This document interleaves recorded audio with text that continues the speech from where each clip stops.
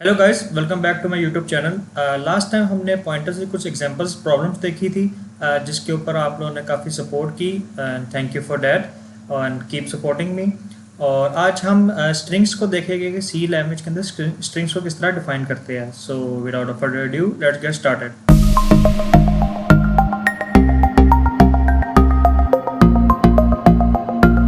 तो सबसे पहले तो मैं ये सब मिटा देता हूँ और अब हम देखते हैं स्ट्रिंग्स इन सी लैंग्वेज। ठीक।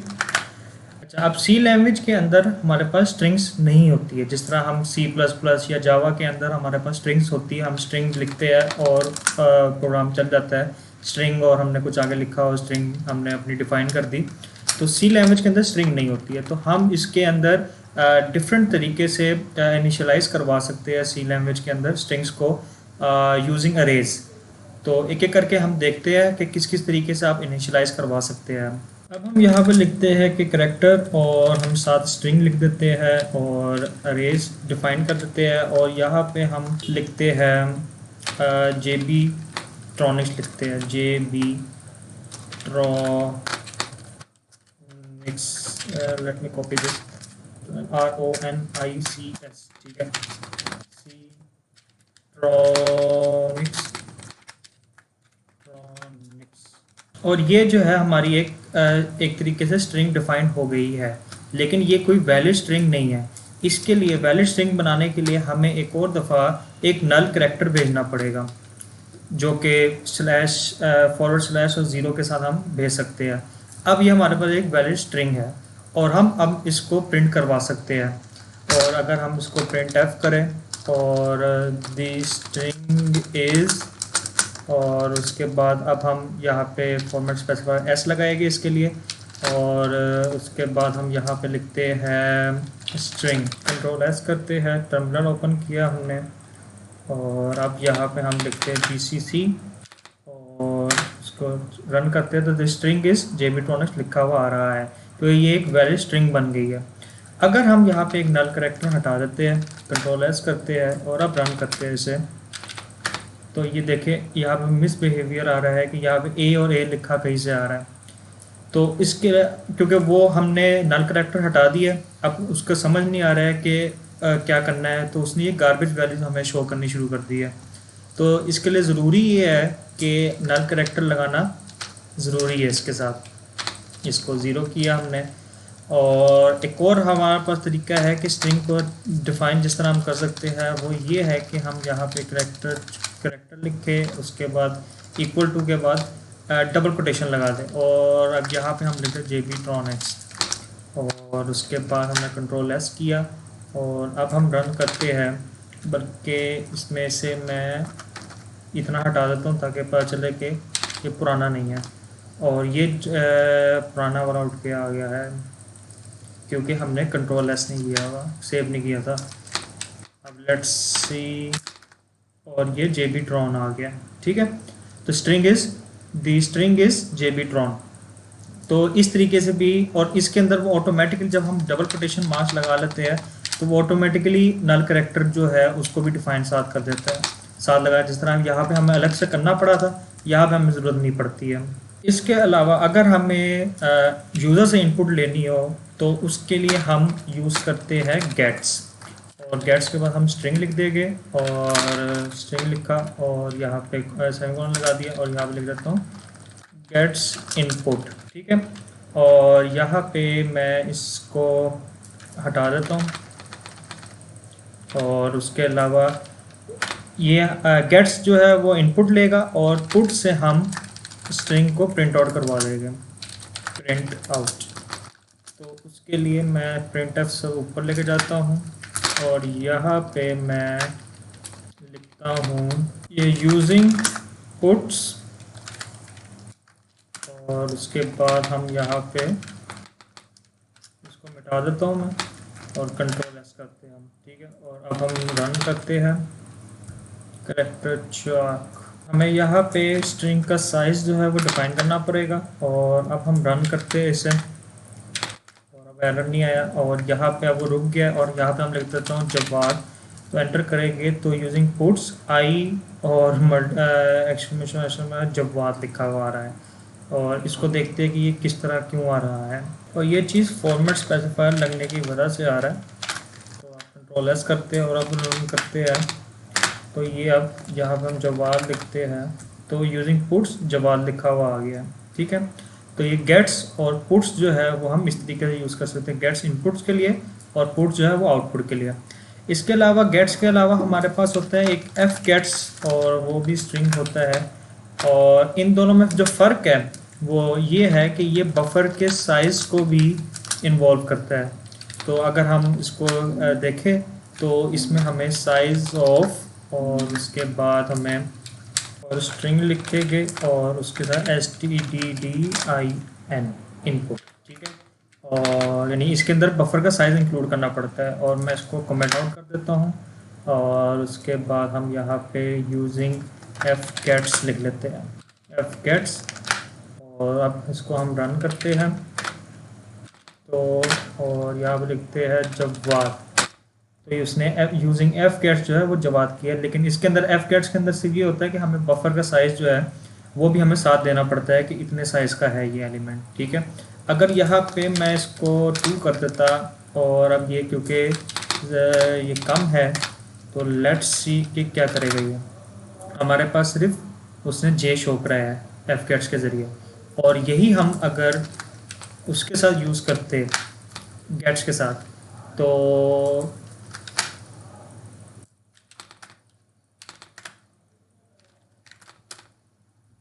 हमें जो है गेट्स जो है वो जवाब शो करवा देता है। ठीक है, और हालांकि अरे जो है वो हमारे 2 की डिफाइन थी। तो इन शॉर्ट जो एफ गेट्स है वो सेफ़ टू यूज़ है, क्योंकि ये जो करेक्टर अरे का जो बाउंड होता है वो उसको सिक्योर रखता है, और जो गेट्स है वो जब तक स्ट्रिंग जब तक जितनी आती रहेगी वो उतना उसको प्रिंट करवाता जाएगा।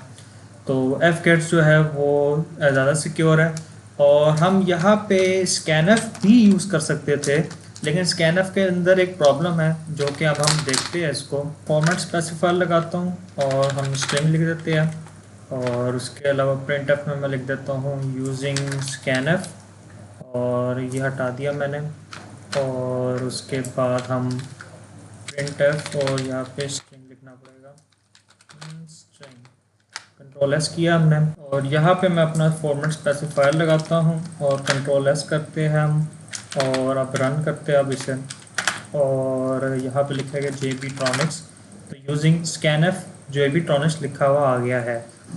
लेकिन अगर हम इसको रन, मैं दोबारा से रन करता हूँ और यहाँ पे लिखता हूँ जवाद बिलग्रामी, तो बीच में हमारे पास वाइट स्पेस आ गई है, तो उसने क्या लिखा है, सिर्फ जवाद लिखा है, वाइट स्पेस के बाद जो जितना एलिमेंट है वो उसने नहीं लिखा है। तो ये स्कैनफ के अंदर एक इशू है जो कि गेट्स और एफ गेट्स के अंदर नहीं है, तो इसके लिए स्कैनफ यूज़ करना यहाँ पे थोड़ा सा उसके अंदर प्रॉब्लम आता है स्ट्रिंग्स के अंदर प्रिंट करवाने के अंदर। और आप लोग एक और बात भी नोटिस करें कि यहाँ पे मैंने एंड साइन नहीं लगाया है। ठीक है, और उसकी रीज़न ये है कि हमें लगाने की यहाँ ज़रूरत भी नहीं है, क्योंकि जो करेक्टर स्ट्रिंग जो है वो ऑलरेडी एक अरे डिफाइंड है, और array names decays to pointers in C. So basically ये पहले ही हमें फर्स्ट एलिमेंट की तरफ पॉइंट आउट कर रहा होता है, तो जिसकी वजह से हमें एंड लगाने की ज़रूरत नहीं है, कि वो ऑलरेडी पॉइंट कर रहा है पहले एलिमेंट की तरफ। तो ये चीज़ एक नोटिस करने वाले थे कि हमें यहाँ पे स्कैनफ के अंदर एंड लगाने की ज़रूरत नहीं है, उसको पॉइंट करने की ज़रूरत नहीं है हमें। अब हम कुछ स्ट्रिंग्स के फंक्शंस देखते हैं जिसके अंदर हम कंपेयर करते हैं, कॉपी भी कर सकते हैं, लेंथ चेक कर सकते हैं, और उसके अलावा हम कंकैटिनेशन कर सकते हैं, यानी 2 सेंटेंसेस को आपस में ज्वाइन कर सकते हैं। तो उसके लिए हम इसको, मैं कमेंट्स इसके हटाता हूँ और इसको नाम string 1 कर लेता हूँ, और उसके अलावा हम ये scanf हटा देता हूँ मैं, और सबसे पहले जो हम देखते हैं वो देखते हैं strlen। ठीक है, और यानी कि लेंथ मेजर करता है ये, calculates length of a string. ठीक है, ये 4 जो मैं अभी समझाऊंगा ये मोस्ट कॉमनली यूज़ होते हैं। सो इसके अंदर हम ये लिखे यूजिंग फॉर strn, ठीक है, फॉर स्ट्रिंग और इसके लिए फॉर्मेट में ZU लिखेंगे और हम यहाँ पे लिखेंगे STRN और उसके बाद ब्रैकेट्स ओपन करेंगे और उसके बाद यहाँ पे ब्रैकेट्स भी क्लोज कर देंगे और यही हम नीचे कॉपी करेंगे और यहाँ पे स्ट्रिंग 1 लिख देता हूँ मैं और यहाँ पे भी स्ट्रिंग 1 लिख देता हूँ और कंट्रोल S किया और यहाँ पे मुझे इक्वल टू डिफाइन करना पड़ेगा कुछ यहाँ पे डिफाइन किया और यहाँ पे मैं लिख देता हूँ जवाद बिलग्रामी। ठीक है, कंट्रोल S किया और अब हम अपना टर्मिनल ओपन करते हैं और लेट्स सी यहाँ पे हमें एरर आ गया है STRN। अच्छा, एक छोटा सा इशू ये है कि मैंने इंक्लूड string.h नहीं किया हुआ था जिसकी वजह से ये इशू आ रहा था और अब हमने इसको कंट्रोल S करते हैं और अब हम रन करते हैं तो अब इशू नहीं आएगा। और यहाँ पे उसने किया है कि स्ट्रिंग लेंथ जो है वो 9 आ रही है और 15 आ रही है। लेट्स काउंट इट 0 1 2 3 4 5 6 7 8 और ये 9। ठीक है, और जो 15 है इसके लिए करेंगे 0 1 2 3 4 5 6 7 8 9 10 11 12 13 14 और 15 हमारा नल करेक्टर हुआ। तो ये हमारा था स्ट्रिंग लेंथ। अब हम देखते हैं इसको, मैं कमेंट्स आउट कर देता हूँ यहाँ पे और अब हम देखते हैं अपना स्ट्रिंग कॉपी वाले को। कॉपी इस तरह लिखते हैं this will copy the string. अब हम स्ट्रिंग कॉपी फंक्शन कुछ इस तरीके से यूज़ करेंगे कि हम यहाँ पे लिखेंगे स्ट्रिंग 1 के अंदर स्ट्रिंग 0। अब इसको मैं आपको एक्सप्लेन करता हूँ कि जो हमारा यहाँ पे मैं 1 इसको कर लेता हूँ और इसको इस तरह रहने देता हूँ कि जो स्ट्रिंग 1 के अंदर जो हमारे चीज़ें हैं ना वो स्ट्रिंग के अंदर यानी इस वाले के अंदर कॉपी हो जाए और मैं इस सारे को मिटा देता हूँ। और उसके बाद मैं ये कर लिया और यहाँ पे अब मैं आपको printf या पुट्स करके दिखा देता हूँ। पुट्स करके और स्ट्रिंग को शो करवाता हूँ कि अब स्ट्रिंग इस टाइम हमारे पास खाली थी और अब स्ट्रिंग के अंदर जवाब बिलग्रामी कॉपी हो जाना चाहिए। कंट्रोल S करते हैं और अब इसको रन करते हैं। हमारे पास ये एक एरर आ रहा है, इसको डिफाइन करते हैं क्योंकि यहाँ पर साइज डिफाइन करना पड़ेगा। और अब हमने इसको ओपन करते हैं और उसने स्ट्रिंग्स जो है जो कि जिसके अंदर कुछ भी नहीं था उसके अंदर उसने ये कॉपी करवा दिया। तो हम इस तरीके से स्ट्रिंग्स को कॉपी भी करवा सकते हैं दूसरी स्ट्रिंग के अंदर। अगर मैं सपोज एक और डिफाइन कर लेता हूँ यहाँ पे स्ट्रिंग 5 कर लेते हैं इसका नाम और इसको 30 रख देते हैं, कुछ भी चेंज कर लेते हैं और यहाँ पे मैं इसको कर लेता हूँ 5 और अब मैं यहाँ पे लिखूँगा 5। तो अब यहाँ मुझे 5 का शो कराएगा और 5 के अंदर उसने ये स्ट्रिंग शो करवा दिया। तो इस तरीके से हम कॉपी करवा सकते हैं। और मैं अब इसको कमेंट आउट करता हूँ और अब हम अपना नेक्स्ट देखते हैं str कंपेयर। ये बेसिकली स्ट्रिंग्स को आपस में कंपेयर करेगा। तो उसके लिए हम सबसे पहले हम यहाँ पे लिख देते हैं इज इक्वल टू और मैं इसी सारे को कॉपी कर लेता हूँ और उसके बाद हम एक इंटीजर डिफाइन करना पड़ेगा रिज़ल्ट नाम का। और अब यहाँ पे हम लिखते हैं result is equal to str compare और ये कंपेयर फंक्शन सामने आ रहा है और अब मैं लिखूँगा स्ट्रिंग और string 1, इन दोनों को आपस में कंपेयर करो और उसके बाद मुझे रिज़ल्ट दिखाओ। फिर रिज़ल्ट इज़ और फॉर्मेट स्पेसिफायर लगाया d लगाया और उसके बाद रिज़ल्ट हमने लिख दिया और आप हमने कंट्रोल S किया। लेट्स सी और ये हमें रिज़ल्ट शो 0 शो कराया क्योंकि इक्वल निकल आया। अगर मैं यहाँ पे इसको हटा देता हूँ कंट्रोल S कर देता हूँ और आप देखें तो 1 आना चाहिए और रिज़ल्ट इज़ -1 वही। और उसके अलावा यहाँ पे अगर मैं इसको हटा देता हूँ और यहाँ पे इसको रहने देता हूँ इस तरीके से कंट्रोल S किया और अब इसको चलाए तो 1 आया। और आप ये डिफरेंस देख रहे हैं कि अगर मैं पिछले वाले और अगले वाले किसी में से इस तरह माइनस करूँगा तो वो मुझे बताएगा कि ये इसके अंदर से शॉर्टेज आई है -1 के ज़रिए और +1 के ज़रिए है कि जो नीचे वाला है इसकी वजह से हुआ इस तरह +1 आया। यानी कि अगर मैं एक और दफ़ा इसको A और या इस तरह कर लेता हूँ यानी इसके अंदर ज़्यादा ही कमी है तो अब मुझे -1 करके शो कराया। कंट्रोल S किया और इसके बाद फिर किया तो ये -1 शो करा रहा है इसके अंदर। तो इस तरीके से हम ये str कंपेयर वाले फंक्शन को यूज़ करते हैं। अब मैं इसको कमेंट आउट करता हूँ और अब हम अपना आखिरी देखते हैं। ये str cat यानी कि स्ट्रिंग कंकैटिनेशन यूज़ होती है इसके अंदर। और इसके लिए हम करेंगे इस तरीके से कि हमें यहाँ पे लिखते हैं कि आई एम